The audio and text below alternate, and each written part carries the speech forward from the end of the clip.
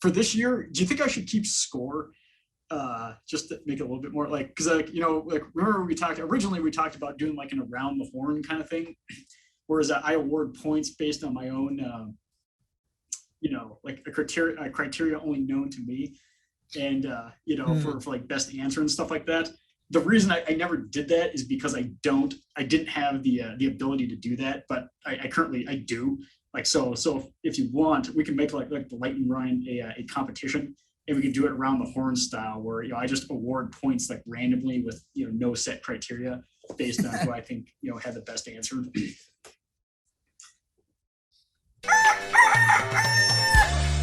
Welcome to episode 24 of Farm to Markets. Today we are talking about what should be done when diversification doesn't work, if you should stop tracking your spending, and we have 3 lightning round questions at the end of the show. Diversification has long been a fundamental part of investing. Countless volumes have been written about the benefits of having a properly diversified portfolio, and is one of the very first things that new portfolio managers are taught in school. But despite the purported benefits, diversification has hurt more than has helped over the last several years, leading many investors to second guess the practicality of the idea. Drew, is diversification still an effective strategy? I think so. Diversification is like having multiple routes over a shifting landscape. I like to think of the global market as this mountain range, and all the mountains are constantly bobbing up and down, and they're shifting around from side to side. And as investors, we're trying to navigate across this landscape, and we have no idea which route is best going forward. We only know which route was best looking backwards. Diversification is almost like having insurance. Life insurance is a waste of money every year you don't die. And car insurance is a waste of money every year you don't get in an accident. Your net worth would be higher by not paying these insurance premiums, but are you willing to assume the risk? Diversification doesn't just mean buying bad investments either, just because they're different. Everything that goes in your portfolio should be of quality and appropriate for you. So yes, I'm still a fan of diversification in a portfolio. Well, me personally, I think diversification is goal dependent. We have some of our strategies just with Coco Enterprises or in general, increasingly, it looks like if you're looking for downside protection, so you want to avoid losses, it might be more important. If your goal ultimately is to maximize returns, you're young, you want to just throw money in the market, you're going to be working for 40 years, and increasingly doesn't really make that much sense. But like I said, if you're looking to protect for losses, there are strategies that we work with that do really well at that. But they tend to underperform if you just go with a straight, S&P 500 ETF. Or some other aggressive investments. So realistically for me, if you want to diversify, no problem. There's all kinds of ways to diversify, but increasingly in my research for Coco Enterprises, there are less and less attractive options for diversification if your goal is to maximize returns, but there's still plenty of them if you're looking to protect yourself from losses. I've been doing this for almost 30 years, and it's almost like financial pundits only have like 25 different articles that they ever print, and they just bring them out at different times in the business cycle. I mean, what discussion we're having right now is exactly the same discussion we had back in the 1990s when tech was doing phenomenal and everything else was taking it in the chin. Until 2000, when the stock market, when the NASDAQ dropped almost 80% over a 3-year period. And then all of a sudden, Johnson & Johnson and Exxon looked a lot more attractive. You can always tell the difficulty of selling the concept of diversification by the amount of time since you just left the last bear market. The longer our bull market goes, the dumber and dumber a diversification looks, until the last dummy has everything invested in just whatever is doing hot right now, and then they lose everything. And then all of a sudden, diversification is what everybody's talking about in the financial newsletters for the next 3 years. So what we have to do as professionals is that we have to tell people that, going back to the book of Ecclesiastes, where Solomon writes, give your portion unto 7, even unto 8, for no one knows what disaster falls upon the earth. Solomon was the richest guy in the world, probably ever. And so if it's good enough for Solomon, diversification is good enough for me. Yeah, it's like if I ask people if they're afraid of snakes and they tell me no, and then I pull a snake out from under my desk and throw it in their lap, some percentage of people is going to underestimate their fear of snakes. And this article is basically focusing on the wrong metric. They're focusing on overall performance. And when we build diversified portfolios, we're focusing on risk, because there's some people out there who are just fine holding the S&P 500. And if the floor drops out under the S&P 500 is down 40%, they're okay with that. And those people should just buy and hold the S&P 500. But there is a segment of the population out there that is not okay with their account being down 40%. And they want to know that when things get bad, A, somebody's doing something about it, and B, is that they're not 100% in the stock market. And when most people say the stock market, we mean the S&P 500. So when we diversify portfolios, portfolio managers are focused on risk. And over the last 2-3 years especially, absolutely they've been underperforming the market, but it's just a risk that we have to take if when things get bad, so that we're not taking 100% of the losses if the market ever goes down. And over the last 10 years, it gets even harder, because we've basically been in the longest bull market that we've ever been in, and really sharp losses are getting fewer and farther between, and that makes people more and more confident, and they forget how negatively they react when the market goes down. And I'm not saying this is everybody. There's a lot of people out there who should be 100% in the market because it doesn't affect them that much. But there's also a pretty decent chunk of the population that it's not suitable for them to be 100% in the stock market, because it affects them when it's down so much. We haven't had a January to December bear market in over a decade. So when you take a look at the metrics, most of the metrics we're seeing in these financial newsletters and such, they only look back the last couple of years. But looking at our strategies, they seem to have done quite well, because we didn't implode when the stock market was selling off 40% over a 9-month period in 2008, or 40 some odd percent between 2000 and 2002. When you don't have bad numbers in your matrix, under diversification seems wonderful.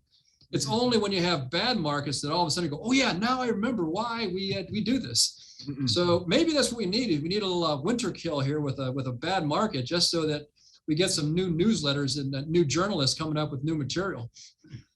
It kind of reminds me of that. Remember, Dad, we played Monopoly many, many years ago, and I decided not to buy any properties, and I was flying high. I had all this cash. I was pass and go. I was collecting $200, and then eventually I started landing on properties and just got wiped out.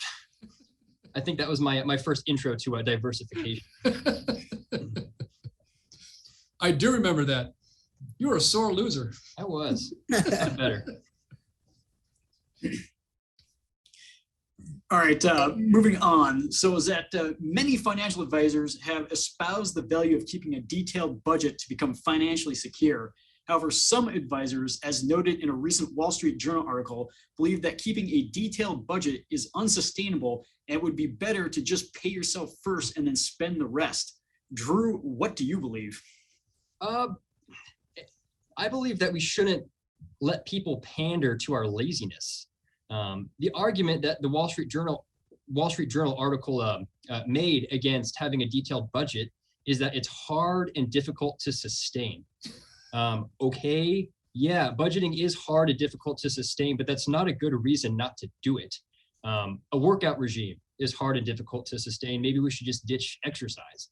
Building meaningful relationships, hard and difficult to sustain. Maybe we should ditch those too. It's almost offensive that they suggest that people are incapable of doing this. Now, that might be unfair. I think what the article was really getting at is, as long as you're not getting into trouble financially, you can ignore the finer points of the budget. But I obviously disagree.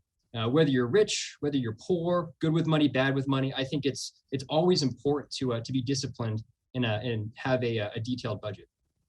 I've worked with a lot of people who seem to think that having a budget is just a prescription for those that are trying to get out of debt.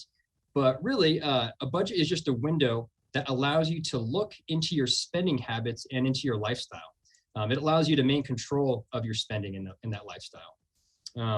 I have a buddy who recently found out that he was over the last 3 years, he was paying for a gym membership from a city that he hadn't lived in. That's just one small example of not having that kind of control. But I think you should have a detailed budget. It's worth the effort. So when I read this article, the headline sounds worse, I think, than what they're ultimately suggesting. What I took from it is, rather than, micromanage every last penny, there's a cat. You kind of just have a broader category spending allotments. And I don't inherently disagree. To use the exercise example, it's a lot harder to have a detailed workout plan, go to the gym every night or on set nights. It's much more difficult to do that than it is to just have a pretty straightforward workout regimen you can do in the living room of your house. And I think that's kind of what they were trying to get at. The harder it is, the less likely it is for people to follow it. And so if you keep things real simple, it might be more helpful to people that might struggle with keeping a more detailed budget. In our house, we keep a more detailed budget, but if I would rather people keep a simple, broad strokes kind of budget than no budget at all, because I think it's a real pain. So if it works for some people, great. And some of the ideas in the article, like paying yourself first, I like. We automate pretty much all of our retirement savings. That money never even hits our bank account. It just goes out. We never even miss it. A lot of our, other budget categories like insurance or vacation money, whatever, that stuff hits our bank account and then immediately is transferred to a different account anyways. So most of it we automate, which is one way that the article suggested people might be able to do this. So again, if simplification helps a lot of people, I'm all for it. The more detail you can have, the better. But if simple is what you can manage, then simple is better than nothing. When I read the article in the Wall Street Journal that talked about this, it seemed like every person they interviewed who advocated for not budgeting, all they really did was had a distinction without a difference, because they said that all you got to do is right off the bat, make sure that you put all your money in savings first and then spend your money on whatever's left over. Well, the real problem with budgeting is not the bookkeeping. The problem with budgeting is spending whatever money is left over. Getting the point where you actually save enough to where you only spend what's left over, that's the real hard part. That's the mountain to try to overcome. So they make it sound like the fact that you're setting money aside for your gym membership and you're setting money aside for your latte is like so burdensome. The reality is, at the time of my life when budgeting was crucial for reaching my financial goals, I think Lynn and I, it would take us 10 minutes to do that on a monthly basis, because we got it down to the point where we knew what all of our different line items were. In terms of difficulty, it wasn't difficult determining how much we're going to spend on gas and how much we're going to spend on groceries. The hard part was actually saving first. But once you accomplish that, it's not that difficult to start telling your money what to do instead of wondering where it went. So they make it sound like it's this real long, time commitment, but it's like the Brian Regan, the comic, he talks about in that one skit where he says that if you have to microwave your Pop-Tart because a toaster takes too long, you need to lighten up your calendar, because really it doesn't take that long to budget when you know what you're doing. How long does it take to toast a Pop-Tart? A minute, if you want them dark? People don't have that kind of time. Listen, if you need to zap fry your Pop-Tarts before you head out the door, you might want to loosen up your schedule. I agree. And I get what Alex is saying, is that some people, sitting down every month, they're not that disciplined, they're overly busy, whatever, and the idea is that as long as you're doing something, you're putting something away from retirement, it's better than doing nothing. The hard part is that if you know, to know how much you need to save every month, and then not have to dip into your savings because you've put too much in, now you don't have enough money. You have to know what else you're spending your money on, before you can put, an amount in savings. So, the two kind of go hand in hand. You can't just put your retirement savings in first and then just try and live off the rest, because a lot of times, you come up short at the end of the month, and then you got to dip into your savings, and then things get complicated. But ultimately, I get it. Is that if you just, if you kind of get the idea, if you get in the ballpark where we're just going to save, like $500 a month and spend the rest, at least you're saving something. I get what they're coming at, but again, it's just like any company. Like, every successful company knows exactly how they spend their money, and they spend it on things that are going to increase the value of the company. And I just think everybody's personal finances should just be managed just like any company. It's easy to spend, a couple $100s a month on going out to eat, because a lot of the times, especially with me, is that I don't remember the last time I went out and took the kids to Chick-fil-A or picked up a coffee somewhere. And if I don't look at what my spending's in, I think I've spent like $10 when in fact I've probably spent like $50. So having a detailed budget and just letting you know where you're spending at allows you to make changes. And a lot of times the changes, they're not as painful as people think they are. It's not like you have to cut everything out. Is that you just need to, take coffee from home a few more times or something like that. But again, knowing exactly where your money goes, if you get unexpected financial bills or something like that, where the money can come from to pay for those, and it's not overly stressful. Yeah, that's a good point, Tom. And I wish I had a nickel for every time I had somebody who came in the office who was struggling financially. And let's say they make $7,000 a month, and I asked them, well, how much do you spend every month? And they start doing the math in their head, and they go, well, we got the mortgage, and then there's the cable bill and groceries and yada yada. We're probably spending about $3,000 a month. And I say, okay, where's the $50,000? And they said, what $50,000? Well, you're making $7,000 a month, and you said you're only spending $3,000. So I'm assuming you have $48,000 of money you saved up over the last 12 months. Where is it? And they go, maybe we're spending more than $3,000 a month. I go, I think maybe that might be true. Yeah. And what budgeting does, it helps you find those leaks in the canoe. You find those areas where you don't know where you're spending the money. And for people who are making $40,000 a month and they're spending 10, you don't have to do this, but if you're making $5,000 a month and you're trying to save for a down payment for a house and you're saving money for your kids to go to college, you got to budget. This is the only way you're going to have enough money to do the things that are important to you. Yeah.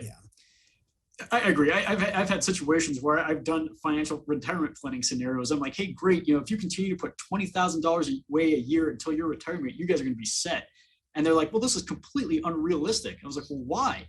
It's like, we can't save $20,000 a year. Well, it's like, it says here that, your spending is this, and then, your total income is this after taxes. It's like, where's the other 20,000 going? And the reality is that, it comes, things come up that really can't be budgeted for. Like all of a sudden your wisdom teeth might drop through your head at an unexpected time, and there's $3,000 out of your monthly paycheck, or your car breaks down, and you have all these expenses through the year that you forget about, and all of a sudden you've spent $10,000 more than it looks like you're actually spending on paper. Mhm. But I would somewhat agree with that, Tom.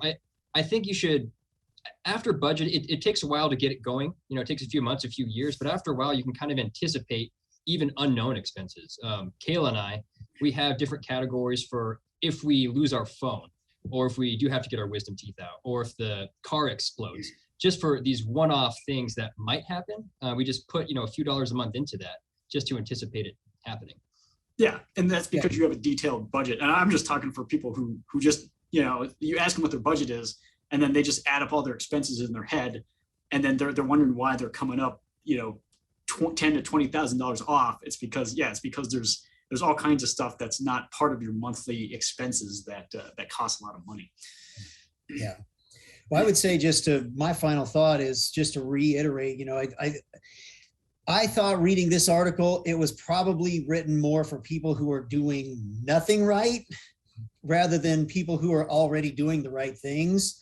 So it's like an overweight person who's not doing any exercise at all. Yeah. It's like, well, you're probably better going for a walk than doing absolutely nothing when, the healthier thing might be to jump rope and do push-ups and go to the gym 3 times a week and all that other stuff. I think this is like, hey, at least start somewhere. Yeah. But I think it's pretty easy to automate a lot of these things and just start slow. And, if you're saving $500 a month and you're finding you've got money left over, you could probably ramp that up. And not necessarily like micromanage every penny. Like sometimes, I probably couldn't tell you exactly what I spend on power every month. I know it fluctuates. I kind of have a general idea what it is in the summer, what it is in the winter. But again, yeah, I think the advice is more like, hey, just get started doing something rather than doing nothing. So I don't inherently disagree with the advice, even though I go, like in our household budget, we go way beyond what they're suggesting. So yeah, no, and I agree. I think you're right. I think the ultimate goal was like, if you're not doing anything, at least put something away from savings, and then don't worry about the rest. I did read some comments on, because this article was also posted on Twitter, and there's some other financial advisors out there who just do away with the budget and just save, kind of like every now and then figure out what your expenses are, figure out what you need to save, and then go from there. And I completely disagree with that. So, well, I'll tell you this, is that I've been doing this for quite a while, and it is difficult to give clients cold and prickly advice. It doesn't drip velvet off the tongue when you tell folks, look, if you want to reach your full financial potential, you have to start telling your money where it's supposed to go. Nobody wants to hear that. And but in our office, we do it pretty consistently. And if you take a look at our book of business, our clients are financially successful when they follow our advice. They're not losing their houses, and they're able to pay for their kids to go to school. It reminds me of my midlife passion right now is playing guitar. And it's interesting when you get on YouTube and you Google some particular guitar lesson on there, and all these different ads for you can shred guitar and never have to practice. There are people who will actually pay $19.95 to get instruction from somebody because the ad was you can be a great guitarist and not practice. The fact is you can't. And you're not going to be really good with your limited resources if you don't steward over them. So anyway, that's my 2 cents. All right, well, let's move on to the lightning round. Now that the holidays are over and we're headed into the bleak midwinter months, some homesteaders who watch this show may be thinking about how best to spend their time. Joe, I'll start with you on these ones. What one piece of advice would you give the amateur homesteader for dealing with the winter months? Have great winter clothing. Put it on inside the house before you go out to feed the animals so that you're warm before you go outside. Drew, you have any sage advice? Yeah, I think if there's people at home watching this, thinking about how to best spend their time, I think they're already doing it. But I think getting ahead of the snow is important. I'm guilty of this one. I'll let the snow build up on my driveway, anticipating more snow coming. I think it's important just to get out there, get it off your driveway, and get it done. Alex? Well, not really a homesteader, but I agree very much with the snow on the driveway. Don't let it pile up. When you get a few inches, get the snow blower out and just do it. Otherwise, if you want to stay warm inside, get the liquor out. I don't know. Hang out. All of a sudden, our show went to PG-13. Yeah, my advice is. Stay warm by the fire with something warm to drink. Yeah, there you go. Yeah, We need to get an appointment for Alex with the Human Resources Director. Yeah. No, my advice is get your chicken eggs as soon as possible because otherwise they'll freeze and they're unusable. Second, and this isn't really advice, it's just a complaint, is that my compost pile is frozen solid and I'm pretty sure it's not supposed to be. So if anybody wants to leave in the comments how what went wrong and how I should fix it, I would appreciate it. And under no circumstances should you put your eggs in the pocket of your winter jacket when you're gathering eggs. Yeah, unless they're frozen. All right. January is the time when large financial institutions like to prognosticate about where the stock market is headed for the year. Do you think the average investor should pay any attention to these predictions? Joe? No, absolutely not. Emphatically negative. Drew? I agree. Yep, tune out the noise. Alex? No, most of these to me seem like throwing manure at the wall to see what sticks. And in 2023, the ones with the stickiest manure will have book deals and TV time. So that's really all you have to know about that. Absolutely. I think I'm going to start a website and track these predictions and then start giving financial institutions ratings based on how much they get right. Yeah. I'll probably end up missing someday. All right, last question. There are thousands of budgeting apps out there that all claim to make budgeting easier, more fun, and more efficient. Do you use any of these budgeting apps? Why or why not? Joe, start with you today. No, absolutely not. Paper and pencil. Make it really, really simple. Just put it on your kitchen counter. When you come home, take out the pencil, write down your expenses, write down your income. Have it on a computer or on a phone. It's just too cumbersome. It's not more fun, and it's not easy. No, I'm not as emphatically against it as my dad obviously is. I do a dry erase board in marker for my budget, but my wife and I have entertained using apps. I think I'm just too cheap to pay for them. Alex? If Excel counts as an app, then yes. Otherwise, no. It's just a big ugly spreadsheet with numbers on it. So. Yeah, I mean, I don't use an app to budget with, but I certainly use Excel, and I really like Microsoft Excel Money. And I've really, because it puts all my transactions in there, and I can just, whenever I want, I can go in there and sort the transactions for the week, and it makes them real fast, and they're real easy for me. But again, it's on a spreadsheet, it's not on my phone. And other than that, I don't use any apps. Well, that is it for episode 24 of Farm to Markets in the first episode of 2022. If there's any questions you want us to address in the show, either in the first two topics of the lightning round, make sure to leave them in the comments below. Otherwise, we'll see you again next week.